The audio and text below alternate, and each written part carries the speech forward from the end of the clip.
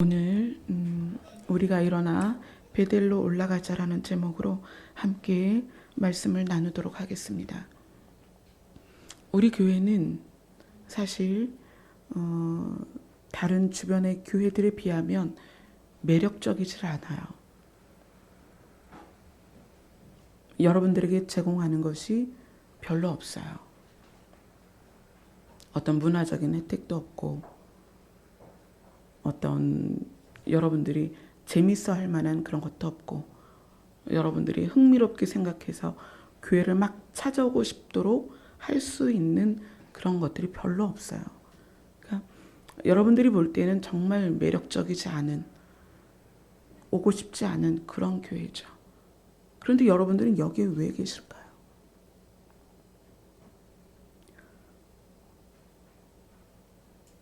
저는 여러분이 다 아시다시피 여러 가지 연단을 통해서 처절한 시간들을 지나왔습니다. 지금 이 시점에서 그 많은 어려움들이 그래도 지나갔고 남편도 하나님께서 불러가셨고 우리 찬미는 이제 7월 24일 날 퇴원을 합니다. 처절했던 시간에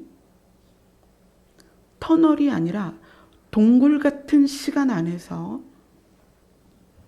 도무지 앞이 보이지 않고 깜깜한 시간에 제가 불렀던 여호와의 이름을 제가 지금도 부르고 있는가? 우리가 왜 여호와의 이름을 부르는가? 오늘 이 본문에서 야곱이 디나 사건을 통해서 세겜과 그 족속들의 남자들을 할례를 하게 하고 다 죽였죠. 그러고 나서 보복이 두려운 상황에서 보복을 피하려고 베델로 올라갔는가? 여러분들은 여호와의 이름을 왜 부릅니까? 단지 환경이 너무 어려워서, 먹고 사는 게 어려워서, 또는 내 자신이 너무 마음이 아파서 여호와를 부르느냐는 거예요. 오늘 베델로 올라가는 야곱이 왜 베델로 올라가느냐? 디나 사건 때문에 단순히 목숨을 부지하기 위해서 베델로 올라가는가?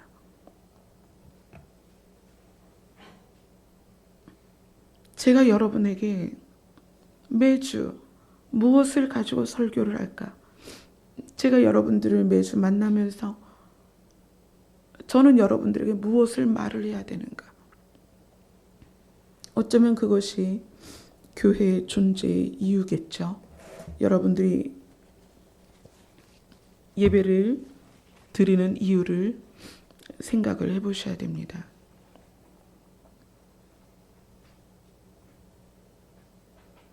처절한 시간에는 처절한 아픔만큼 여호와의 이름을 간절히 부릅니다. 그러나 그 시간이 지나면 우리가 그렇게 간절하지 않죠. 그래서 형식적으로 하나님을 부르게 되고 예배를 참석하게 되고 교회를 나오게 됩니다. 여기에 계신 분들 매주 빠지지 않고 이 자리에 나오고 계세요. 저희 교회 성도님들 재적 인원 거의 100% 출석을 합니다. 아침에 주일날 아침에 일어나서 여러분은 생각을 하시나요? 내가 오늘 왜 교회를 가는가? 오늘 야곱이 자기가 이끌고 있는 무리들에게 이야기합니다.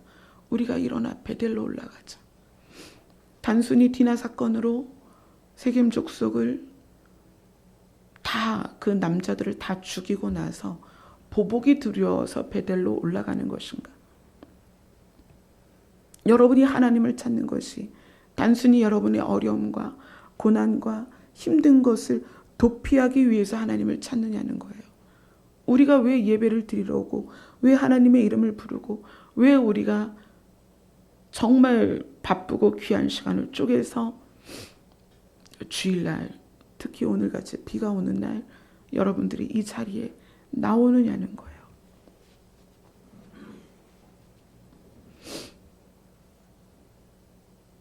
말씀을 대면할 때마다 여러분은 자기 자신에게 물으셔야 됩니다. 내가 왜 교회를 가는가?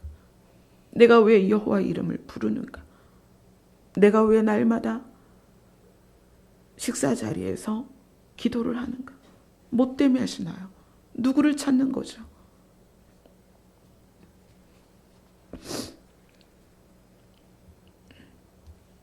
성경은 우리에게 어떤 일정한 양식을 보여줍니다. 제가 성경을 늘 통틀어서 여러분들에게 나누기를 좋아하는데, 왜냐하면 성경은 흐름이 있고 규칙이 있고 우리에게 알려주고자 하는 것들이 아주 정확하게 들어있기 때문에 한 구절 갖고 적용하는 게 아니라 전체를 가지고 우리가 봐야 해요. 그 오늘 이 본문도 우리 성경 전체에 우리에게 주는 양식이 있어요. 양식이라는 게 이제 먹는 양식이 아니고, 우리가 이제 관공서나 은행에 가면 서식이라는 게 있죠. 동사무소에 가서 등본을 떼어야 된다, 또는 혼인 신고를 해야 된다, 또는 전입 신고를 해야 된다. 그러면 서식이 있습니다. 그럼 그 서식에다 우리가 기재를 하고 그 서식을 내모로 해서 관공서가 요구하는 어떤 것이 등록이 되고 우리는 필요한 서류를 발급을 받죠. 그때 필요한 게 서식이고 양식입니다. 그런데 오늘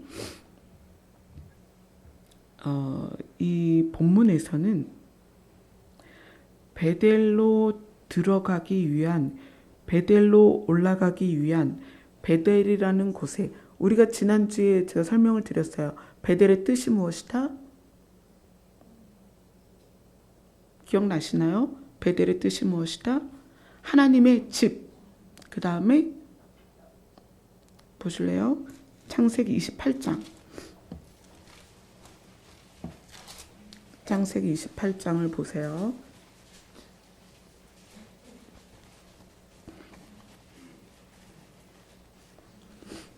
창세기 28장 17절. 창세기 28장 17절 같이 읽읍시다. 시작. 이에 두려워하여 이르되 두렵도다 이곳이여 이것은 다름 아닌 하나님의 집이요 이는 하늘의 문이로다. 아멘. 이것이 베델이다. 18절에 19절에 그렇게 나와요. 그곳 이름을 베델이다, 베델이라 하였더라. 자, 그럼 오늘 본문에서 야곱은 자기가 이끌던 무리들에게 이야기를 합니다. 베델로 올라가자. 우리가 일어나 베델로 올라가자. 근데 베델로 올라가기 위해서 하나님의 집, 하늘의 문, 거기에 도달하기 위해서 서식을 줍니다. 서식, 양식. 이대로 해야 된다. 자, 2절 같이 읽겠습니다. 시작. 야곱이 이에 자기 집안 사람과 자기와 여기는 지금 35장이에요. 창세기 35장. 28장이 아니고 오늘 본문 35장 2절입니다. 같이 읽겠습니다. 시작. 야곱이 이에 자기 집안 사람과 자기와 함께한 모든 자에게 이르되 너희 중에 있는 이방 신상들을 버리고 자신을 정결하게 하고 너희들의 의복을 바꾸어 입으라. 이것이 하나님의 집에 들어가기 위한, 하나님의 집이 지금은 그림자로서 우리가 교회를 하나님의 집으로 생각하고 매주 매 시간 여길 나옵니다. 그러나 진짜 하나님의 집은 하나님의 보좌가 있는 하나님의 나라예요. 우리가 소망하고 있는 천국입니다. 그래서 베델을 하나님의 집이라 말하고 또 뭐라고 말하냐면 하늘의 문이다. 하늘의 문이다. 그 문을 들어가기 위해서 우리가 관공서에서 쓰는 서식서, 양식처럼 세 가지 조건이 있습니다. 그게 뭐냐면 첫째는 이방 신상들을 버려라. 이방 신상을 버려라. 두 번째는 뭐라 그랬어요? 자신을 정결하게 해라. 세 번째는 너희들의 의복을 바꾸어 입으라. 이것이 야곱의 시절에는 워낙 우상이 많을 때니까 우상을 섬기는 어떤 표현되는 물건들이 많이 있었습니다. 그래서 이방 신상들을 버리고 그 말에 어떻게 적용을 했냐면 4절에 그들이 자기 손에 있는 이방 신상들과 자기 귀에 있는 귀고리를 다 빼서 이 귀고리에는 이방 신의 그림이 새겨져 있었어요. 문양이 있었어요. 그래서 그 이방 신에게 내가 속해 있다라는 표현이죠. 근데 야곱이 데리고 있는 무리 안에 이방 신상을 소유했다는 것도 참 신기하죠. 야곱과 그의 가족들은 그러지 않을 것 같은데 야곱과 그의 무리들 안에 이방 신상을 소유했고 귀에 이방 신의 그림이 그려져 있는 이방 신의 소유다라고 표현할 수 있는 귀걸이를 가진 자들이 많이 있었습니다. 그래서 그것을 야곱에게 주었습니다. 그리고 정결하게 하고, 요때 정결하게는 아마 그랬을 거예요. 우리나라도 옛날에 할머니들이 달 밝은 밤에 나와서 치성을 드린다. 그럼 뭐부터 했어요?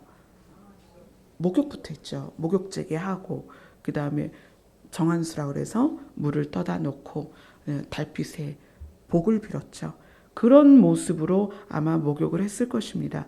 그리고 의복을 바꿔 입어라 그랬으니까 깨끗한 옷으로 바꿔 입고 그리고 베델로 올라갔겠죠. 이것은 야곱의 시절에 그렇게 포맷을 준 것에 반응을 했습니다. 그러면 지금 우리는 이것을 가지고 이 똑같은 양식을 가지고 베델로 가야 되는데 하나님의 보좌가 있는 하나님의 나라로 가야 되고 하늘의 문, 하나님의 열린 문으로 들어가야 되는데 우리는 어떻게 이것이 적용되어질 것인가? 이방 신상을 버리는 것, 자신을 정결하게 하는 것, 의복을 바꿔 입는 것, 이것이 우리에게 어떻게 적용이 될 것인가? 그래서 이 양식이 신약에 똑같이 반복이 돼요. 이 양식이. 그러니까 동사무소나 은행이나 우리가 필요한 서류를 떼려면 어떤 동사무소든 양식이 똑같이 있잖아요. 그죠? 은행에 가도 똑같이 양식이 있습니다. 그럼 구약에서 야곱에게 주신 이 양식, 베델로 올라가기 위해서 세 가지 조건, 이방신을 버려라, 신상을 버려라, 자신을 정결하게 해라, 그 다음에 의복을 바꿔 입어라. 이 세 가지가 신약에도 똑같이 양식이 포맷이 있다는 얘기예요. 자, 그래서 그것을 한번 보면서 우리에게 적용되어질 수 있도록 한번 봐야 되겠죠. 제가 한번 여러분에게 여쭤보고 싶어요. 정말 여러분이 하나님 나라를 가고 싶으신가요? 가고 싶으세요? 가고 싶으세요? 여러분이 그 소망이 없으면 교회 다니는 게 유익이 없어요.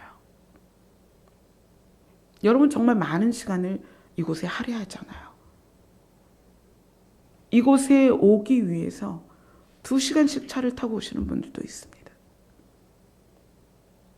여러분 하나님에 대한, 하나님의 나라에 대한, 하나님의 집에 대한, 하늘 문에 대한 소망이 없으면 2시간, 왕복이면 4시간이에요. 4시간을 길에서 보낼 필요가 없습니다. 여러분이 이곳에 오시는 이유는 베델을 가야 하기 때문에 그래요.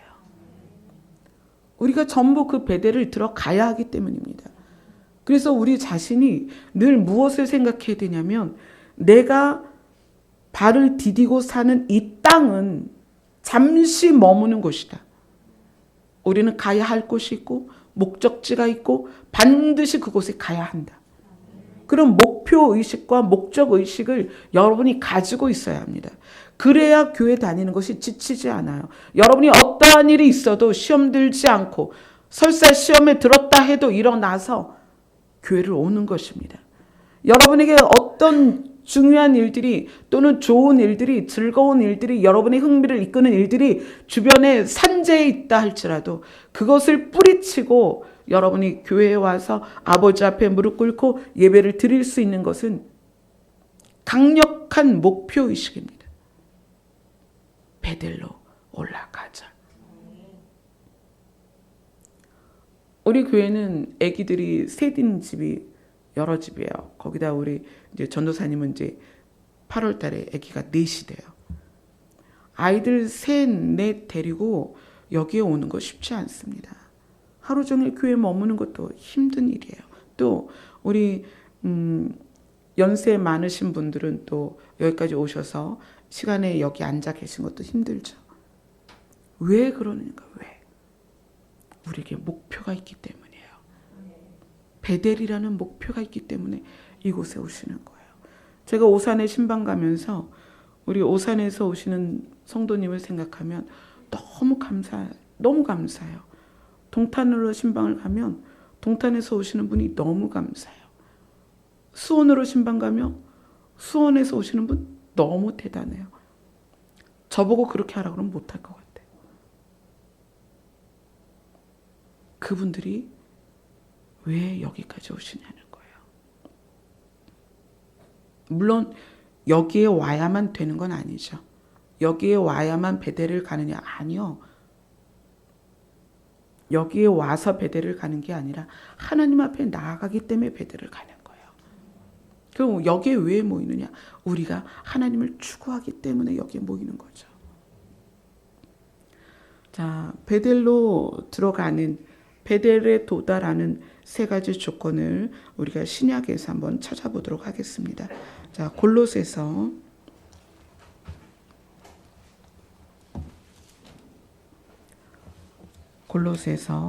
3장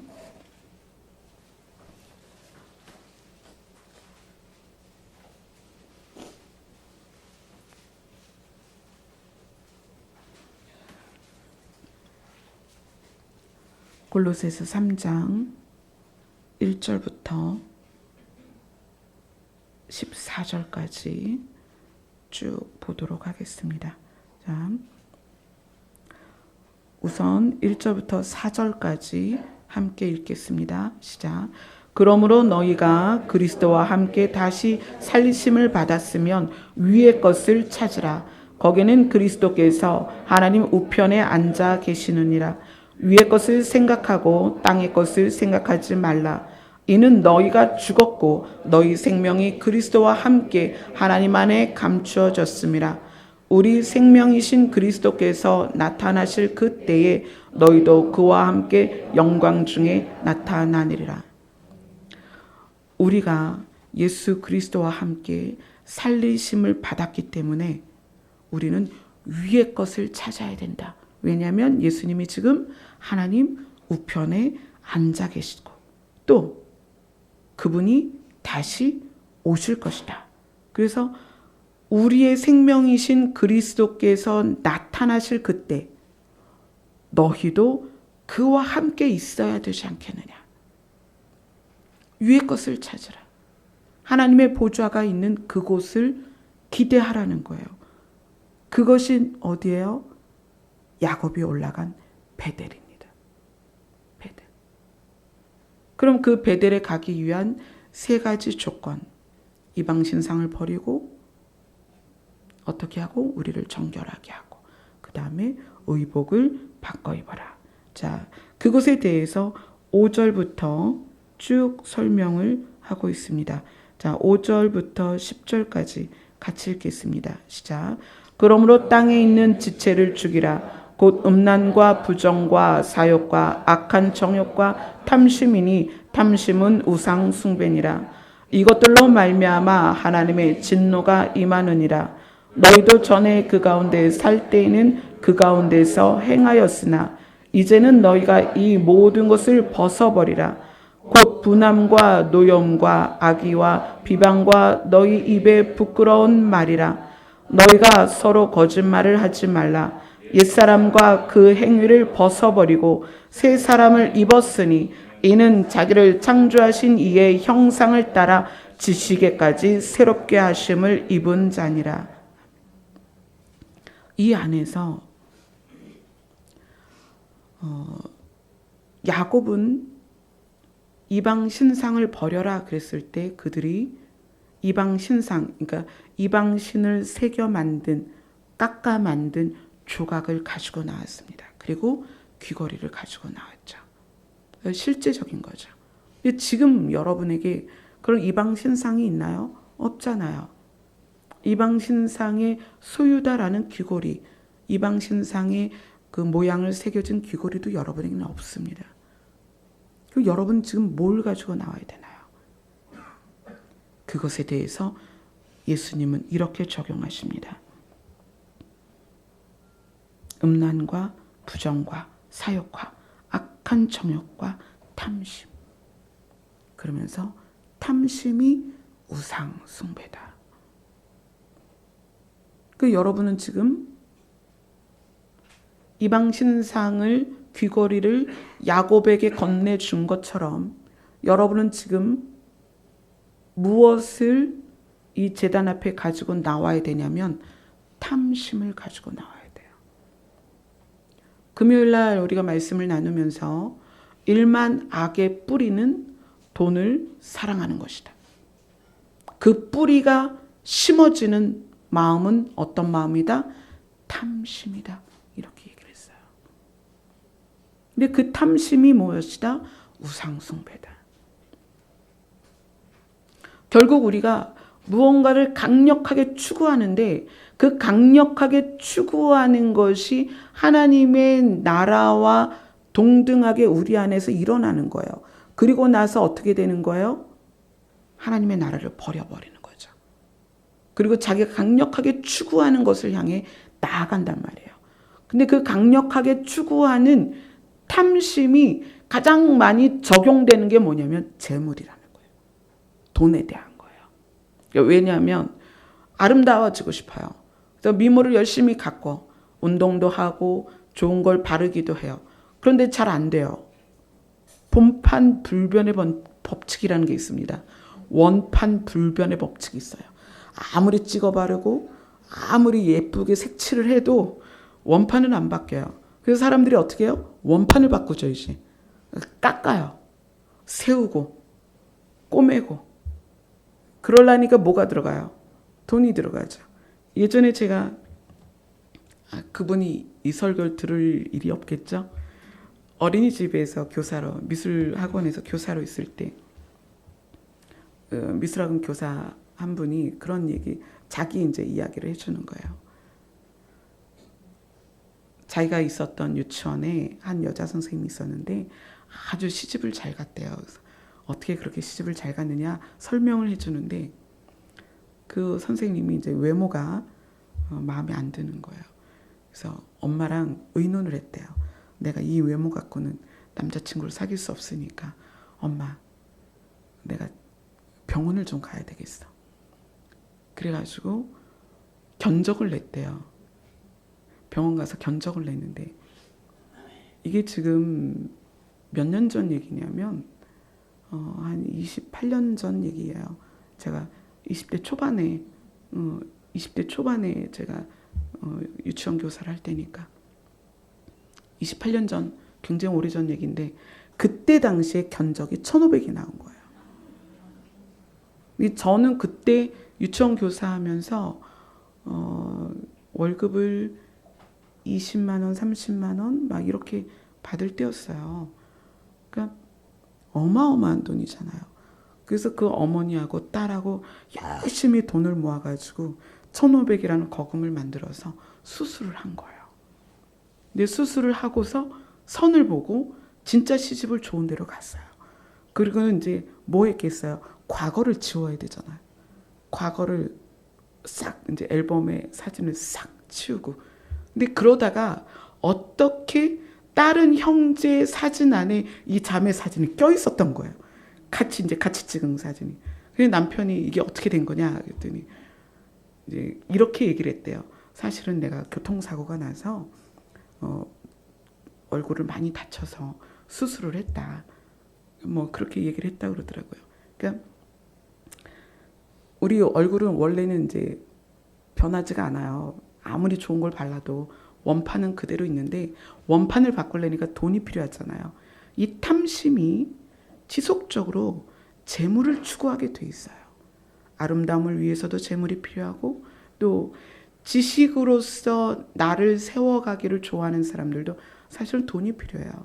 지식 쌓는데 가장 중요한 도구가 돈이거든요. 지금 여러분 배우려고 해보세요. 돈 없이 어떻게 배워요? 또 명예도 그렇죠. 제가 구리시에서 구리시에 이사 온 게 87년도예요. 그리고 그 다음에 88 올림픽이 있었어요. 87년도에 구리시에 이사 와서 지금까지 지방선거라든가 대통령 선거든 선거를 많이 지나왔거든요. 근데 그 과정에서 국회의원 선거를 나왔다가 자살한 사람이 있었어요. 왜 자살했냐면 재산을 다 탕진한 거예요.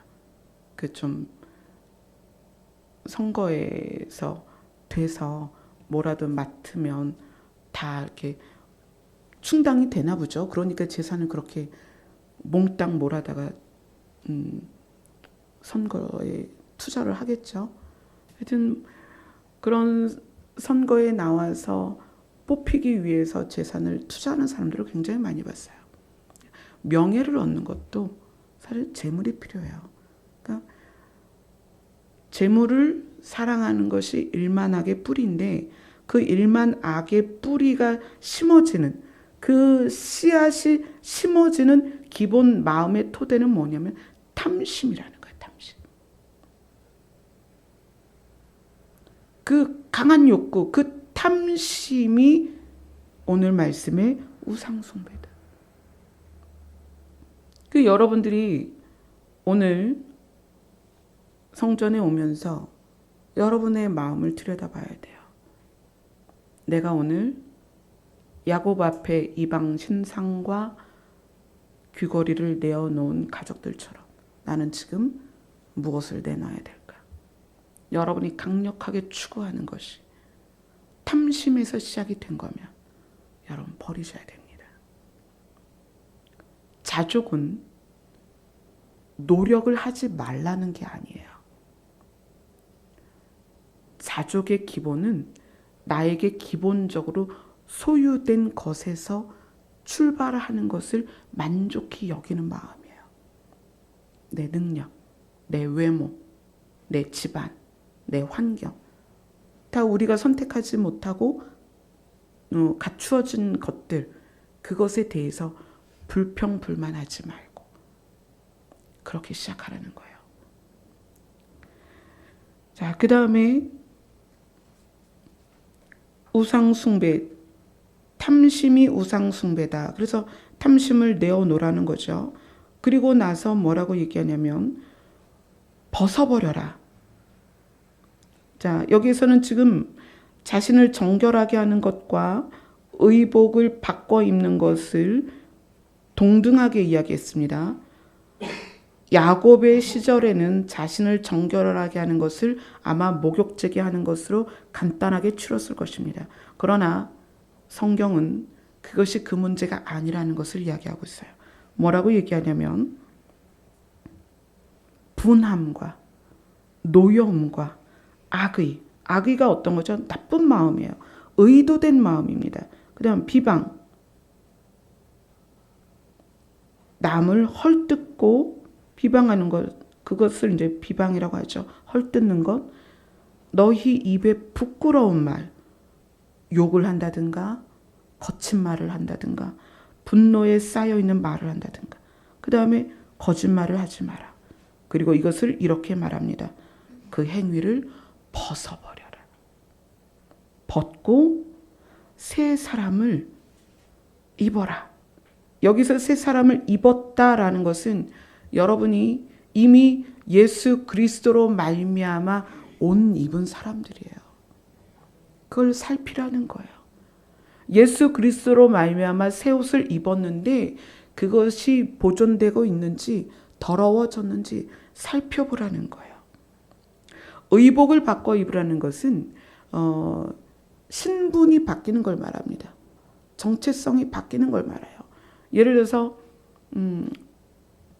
은행에 가면, 은행의 문을 열고 들어가면 두 가지 의복을 볼 수가 있습니다. 하나는 은행 직원들 유니폼이 있고요. 하나는 청원경찰도 유니폼을 입어요. 그러니까 유니폼을 입은 모습을 보면서 은행 직원이구나, 또 은행을 지키는 청원경찰이구나. 우리가 뭘 알 수 있는 거예요? 그 사람의 신분을 알 수 있는 거예요. 의복을 바꿔 입으라는 것은 우리의 정체성이 바뀌고 신분이 바뀌어야 된다는 걸 이야기하는 거예요. 우리가 교회를 오면서 유니폼으로 갈아입진 않잖아요. 그죠? 이단들이 그런 거 되게 좋아해요. 무슨 옷을 뭐 위에는 하얗게 입고 뭐 밑에는 까맣게 입고 막 그러면서 자기들의 정체성을 표현을 하는데, 교회는 자기가 원하는 옷을 입고 오잖아요.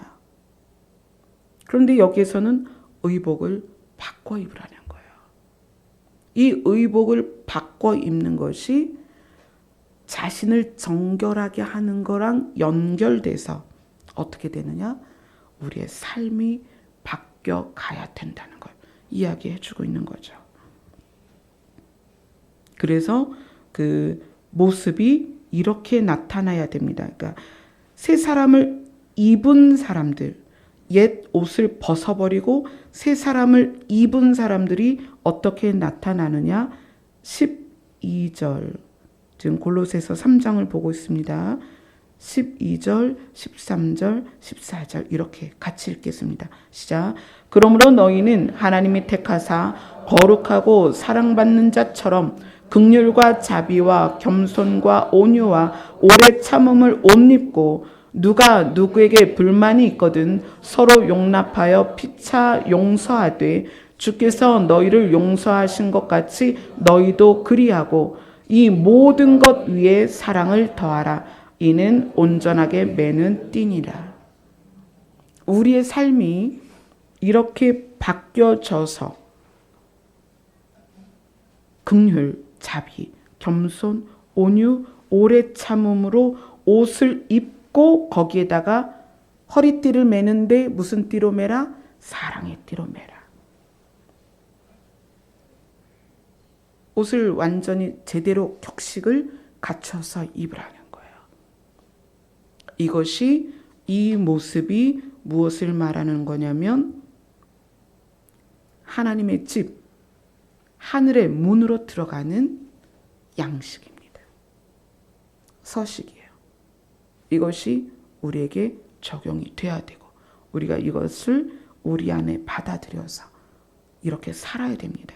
자, 골로새서 다음에 베드로 후서로 한번 가봅시다.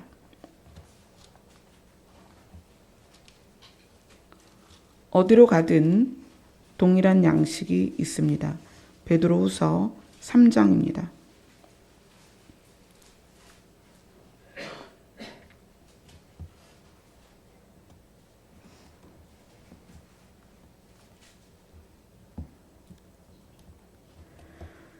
(3장) 1절부터 7절까지는 뭐에 대해서 이야기하고 있냐면 예수님께서 다시 오신다는 것을 이야기하고 있어요. 자, 4절을 한번 같이 읽어볼까요? 시작. 이르되 주께서 강림하신다는 약속이 어디 있느냐?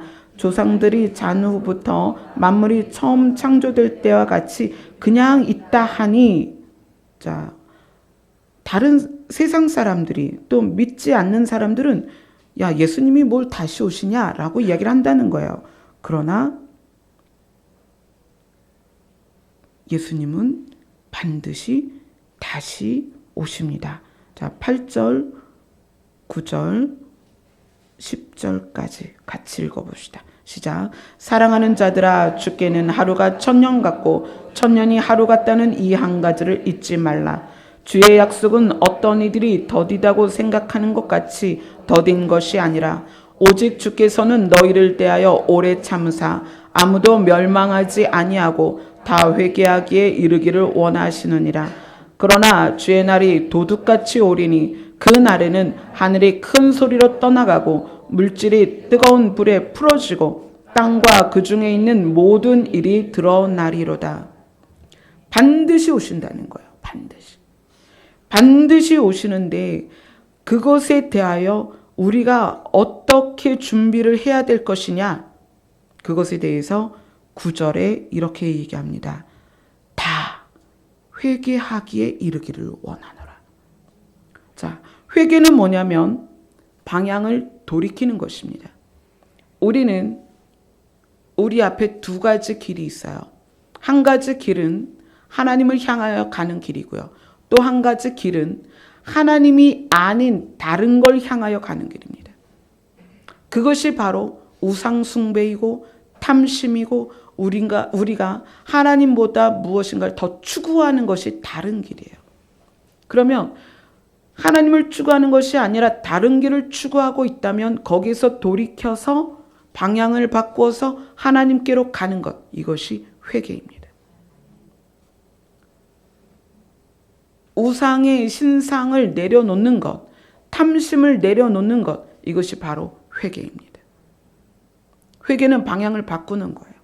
회개는 하나님이 아닌 다른 것에 집중했던 마음을 돌이키는 것입니다. 그래서 우리가 첫 번째 조건, 이방 신상을 버리는 것, 이것이 바로 회개입니다. 신약에서는 그렇게 적용하고 있습니다. 회개하기에 이르기를 원한다. 그리고 우리가 하나님의 나라를, 또 하나님의 집을, 하늘의 문을 들어가기를 추구하기를 원한다면 어떻게 해야 되냐면 11절에 이렇게 이야기합니다. 너희가 어떠한 사람이 되어야 마땅하냐? 어떠한 사람? 거룩한 행실과 경건함으로. 거룩과 경건을 지금 금요일마다 계속 다루고 있어요. 거룩이 무엇이다? 하나님께 나아가는 것이다. 경건은 무엇이다? 하나님께 나아가서 하나님을 인식하고 하나님을 의식하고 하나님을 받들어서 그분을 두려워하여 사는 삶, 그것이 경건이다. 교회에 와서 목소리 깔고 굵은 목소리로 찬양하고 이런 것이 경건이 아니다. 내가 장로다, 내가 권사다, 내가 집사다, 그래서 교회에서 좋은 옷 입고 왔다 갔다 하는 것이 경건이 아니다. 경건은 하나님을 처음에 인식하는 것입니다. 그 다음에 삶에서 하나님을 의식하는 것입니다. 그리고 어떻게 하는 거예요? 그 하나님을 두려워하는 마음으로 삶을 살아가는 것. 그것이 경건이다. 거룩한 행실과 경건함으로 무엇을 바라보고, 12절을 다시 한번 읽겠습니다. 시작. 하나님의 날이 임하기를 바라보고 간절히 사모하라. 아멘. 우리가 베델로 들어가는 것에 대하여 간절함이 없으면 거룩과 경건의 삶을 살 수가 없습니다. 하나님의 날이 임하기를 간절히 바라는 사람들이 거룩한 삶, 경건한 삶을 살 수가 있어요. 그들이 무엇을 추구하냐면 13절 같이 읽겠습니다. 시작. 우리는 그의 약속대로 의가 있는 곳인 새하늘과 새 땅을 바라보는도다. 아멘. 그것이 우리의 결론입니다. 그곳이 하늘의 문을 통과해서 우리가 들어갈 것입니다. 새하늘과 새 땅. 자, 그럼 여기만 이 포맷이 있는 게 아니죠. 자, 계시록으로 갑니다. 요한계시록 2장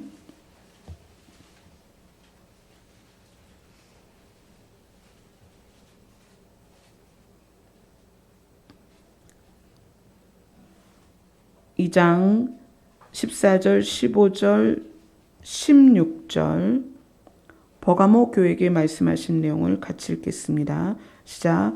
그러나 내게 두어 가지 책망할 것이 있나니 거기 내게 발람의 교훈을 지키는 자들이 있도다.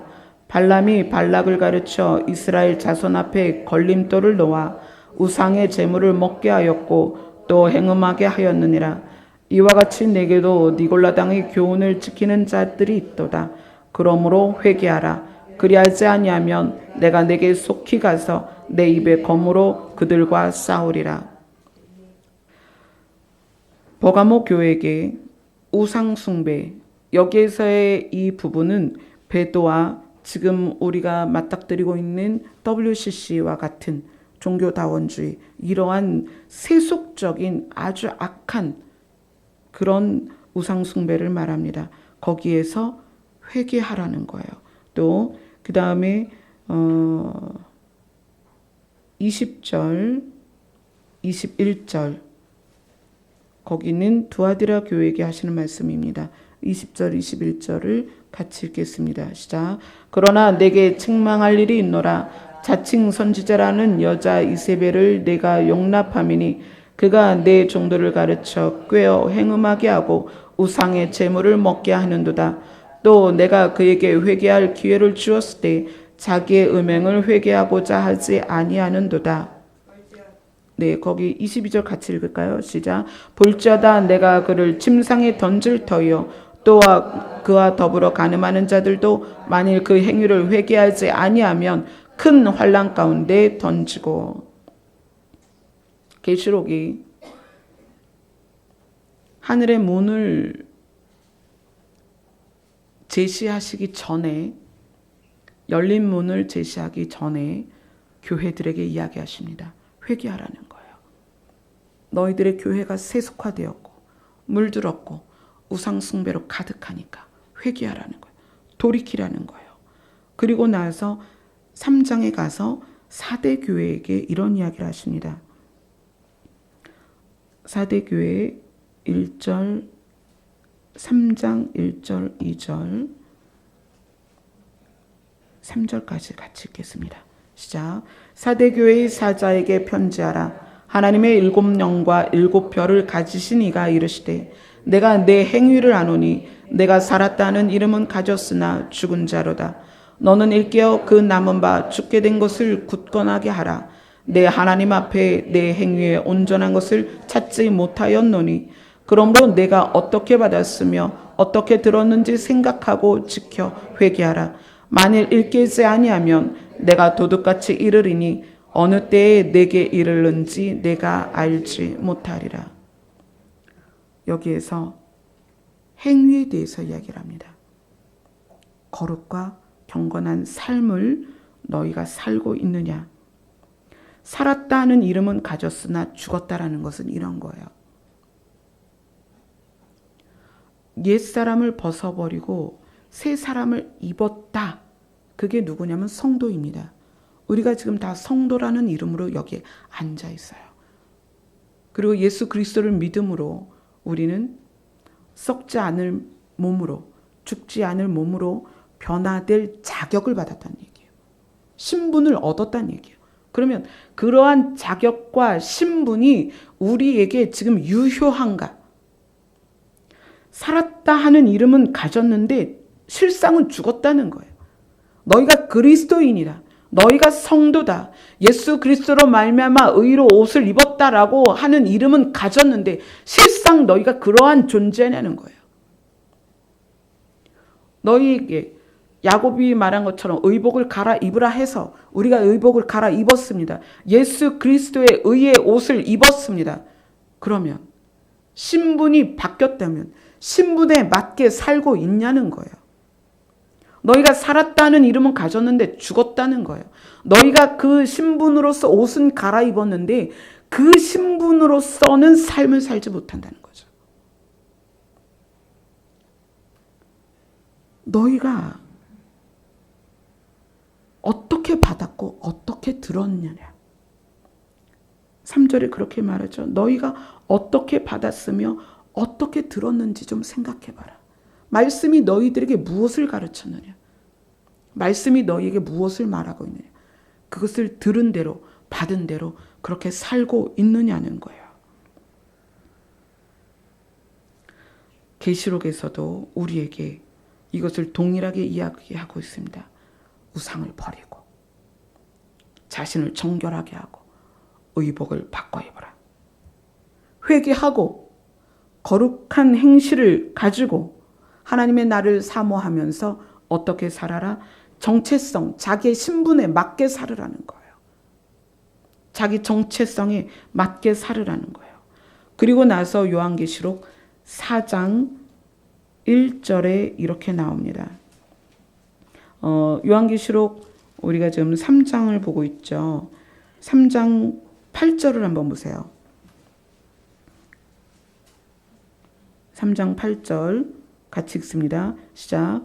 볼지어다 내가 내 앞에 열린 문을 두었을 때 능히 닫을 사람이 없으리라. 내가 내 행위를 아노니 내가 작은 능력을 가지고서도 내 말을 지키며 내 이름을 배반하지 아니하였도다. 우리에게 열린 문을 두셨는데 그 열린 문을 누가 들어가느냐? 우리가 우리의 주어진 대로, 아까 자족에 대해서 이야기했죠. 우리에게 주어진 대로 우리의 삶에서 만족하면서 감사하면서 우리의 삶을 사는 거예요. 죄와 싸워 이기면서. 탐심을 제단 앞에 내려놓으면 우리가 미혹되지 않습니다. 탐심을 내려놓으면 우리가 유혹에 빠지지 않아요. 그래서 그것을 뭐라고 얘기하냐면 내가 작은 능력을 가지고도 내 말을 지키며 내 이름을 배반하지 않았다는 거예요. 우리가 우리에게 주어진 상황, 저는 저에게 주어진 상황이 무엇인가요? 남편이 없이 두 딸을 데리고 이제 혼자 살아야 됩니다. 저에게 주어진 상황 안에서 어떻게 죄와 싸우며 살아가는 거예요. 여러분에게 주어진 상황은 각 사람마다 다 다릅니다. 태어나 보니까 부자일 수 있잖아요. 태어나 보니까 모태신앙일 수 있습니다. 태어나 보니까 불신자 가정이었어요. 치열하게 싸워서 여기에 오실 수도 있습니다. 태어나 보니까 내가 남들보다 머리가 좋을 수도 있고요. 태어나 보니까 내 몸이 남들보다 약할 수 있습니다. 태어나 보니까 내가 질병을 가지고 태어날 수도 있다는 얘기예요.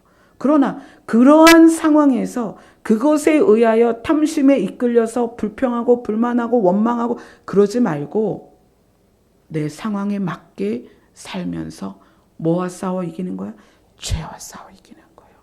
내 상황에 맞게. 네가 작은 능력을 가지고도 내 말을 지키며 어떻게 배웠는지 어떻게 들었는지 기억하면서 내 말을 지키며 내 이름을 배반하지 않았을 때의 열린 문에 들어갈 거라는 거예요. 그 하늘의 문에 들어간다는 얘기입니다. 그 베델에 들어간다는 얘기예요. 자, 넘어가서 15절, 3장 15절 같이 읽습니다. 시작. 내가 내 행위를 아노니 내가 차지도 아니하고 뜨겁지도 아니하도다. 내가 차든지 뜨겁든지 하기를 원하노라. 뭐냐는 거예요. 베델을 들어갈 것이냐? 세상에서 그냥 살 것이냐? 애굽에 남아 있을 것이냐? 가나안에 들어갈 것이냐? 성도로서 살 것이냐? 불신자로 살 것이냐? 옛사람으로 살 것이냐? 새 사람으로 살 것이냐? 선택을 하라는 거예요. 어정쩡하게 있지 말고 선택을 하라는 것입니다. 그리고 분명하게 그 행위를 가지라는 거예요. 그리고 나서 18절, 19절을 이야기합니다. 18절, 19절 같이 읽습니다. 시작. 내가 너를 권하노니 내게서 불로 연단한 금을 사서 부요하게 하고 흰옷을 사서 입어 벌거벗은 수치를 보이지 않게 하고 안약을 사서 눈에 발라 보이게 하라. 물은 내가 사랑하는 자를 책망하여 징계하노니 그러므로 내가 열심을 내라 회개하라. 어떤 옷을 입으라? 흰옷을 사서 입으라. 옷을 바꿔 입으라는 거예요. 그리고 나면 그 다음에 뭐가 있느냐? 계시록 4장 1절입니다. 계시록 4장 1절 다 같이 읽습니다. 시작. 이 일 후에 내가 보니 하늘에 열린 문이 있는데 내가 들은 바 처음에 내게 말하던 나팔소리 같은 그 음성이 이르되 이리로 올라오라. 이후에 마땅히 일어날 일들을 내가 내게 보이리라 하시더라. 7 교회에게 말씀하신 것이 야곱이 자기 이끄는 가족들에게 우리 베델로 올라가자. 그러기 위해서는 세 가지를 너희들이 해야 된다. 첫째는 뭐예요? 이방 신상들을 버리고, 두 번째는 뭡니까? 자기를 정결하게 하고, 세 번째는 의복을 갈아입어라. 이것이 계시록에서는 7교회에게 그대로 말씀하십니다. 이 룰을 그대로 적용하세요. 그리고 나서 4장 1절에 무엇을 보여주시냐면 하늘의 열린 문을 보여주십니다. 그 열린 문으로 들어가기 위해서, 베델로 올라가기 위해서, 하늘의 문으로 들어가기 위해서, 하나님 보좌가 있는 그곳에 가기 위해선 이 서식을 그대로 작성해야 된다는 거예요. 근데 이것의 또 중요한 점은 뭐냐면, 우리가 관공서에 가서 서식을 작성할 때 거기에 주소, 이름, 주민등록번호 뭐 이런 것들을 기재할 때, 또 도장도 인감도장 찍고 뭐 이런 게 있죠. 거기에 거짓으로 쓰면 절대로 서류가 발급이 되지 않아요. 주민등록번호를 다른 사람을 썼다든가, 이름을 바꿔 썼다든가, 주소를 틀리게 기재했다든가, 그러면 그 양식이 효력을 발생할 수 없어요. 지금 제가 여러분에게 아주 중요한 이야기를 하는 거예요. 무늬만 바꿔갖고는 여러분이 하늘의 열린 문을 소유할 수 없다는 거예요. 무엇이다? 진심이어야 된다는 거예요. 진심. 마음의 중심. 그래서 하나님이 너희들의 외모를 보는 것이 아니라 마음을 본다.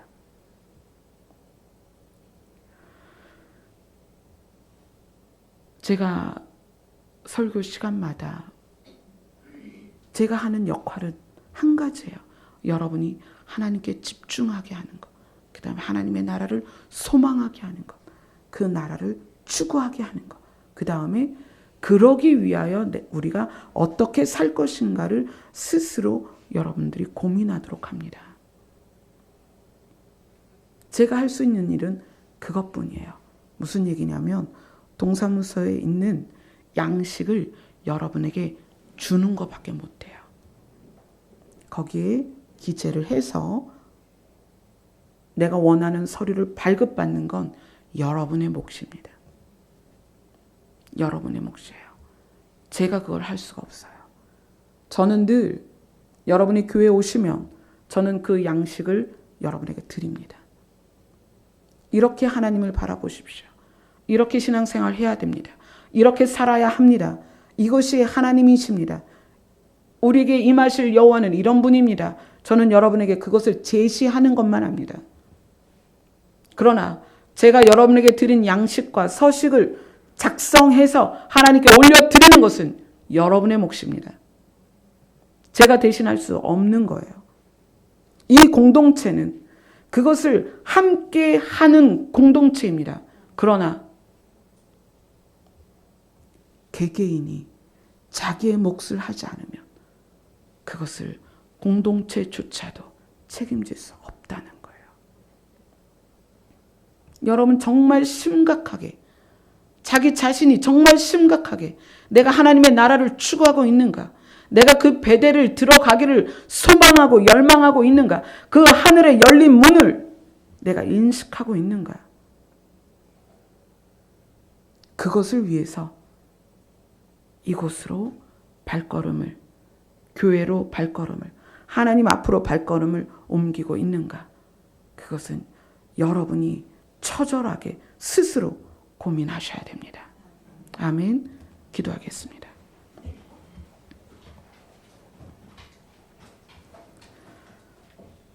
하나님, 우리가 우리의 소망을 어디에 두고 있는지, 우리가 무엇을 추구하고 있는지, 우리가 무엇을 바라보고 있는지 날마다 점검하게 하시고, 주님 언제 오실지 모르는 이 급박한 시대에 날마다 깨어있게 하여 주시옵소서.